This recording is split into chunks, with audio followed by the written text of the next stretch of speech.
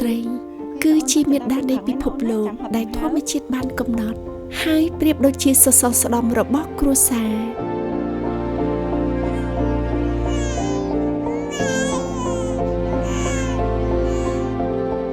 រឿងដែលមនុស្សស្រីអាចធ្វើបានល្អបំផុតមិនត្រឹមតែធ្វើជាប្រពន្ធ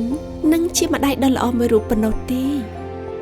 តែក្រៅពីនេះស្ត្រីក៏ត្រូវបានការគោរពកោតសរសើរទទួលស្គាល់និងក្លាយជាមនុស្សដែលពោរពេញដោយថាមពលដ៏អស្ចារ្យ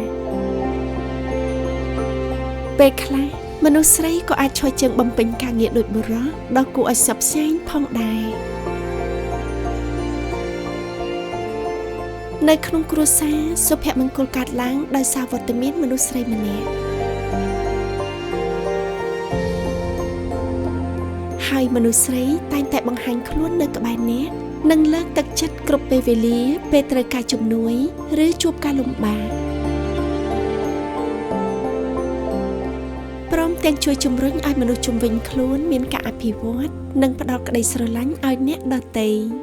មនុស្សស្រីគឺត្រូវតែរឹងមាំរស់នៅដោយភាពក្លាហានទាំងភាពទន់ភ្លន់ម៉ឺងម៉ាត់និងឆន្ទៈឥតដែនកំណត់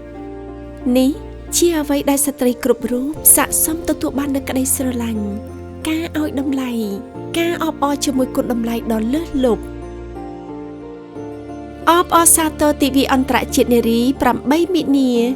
សូមជូនពរឲ្យមនុស្សស្រីទាំងអស់នៅលើពិភពលោកកាន់តែទទួលបាននូវក្តីស្រឡាញ់ពីមនុស្សជុំវិញខ្លួនរឹងមាំនិងថាមពលខ្លាំងក្លាក្នុងជីវិត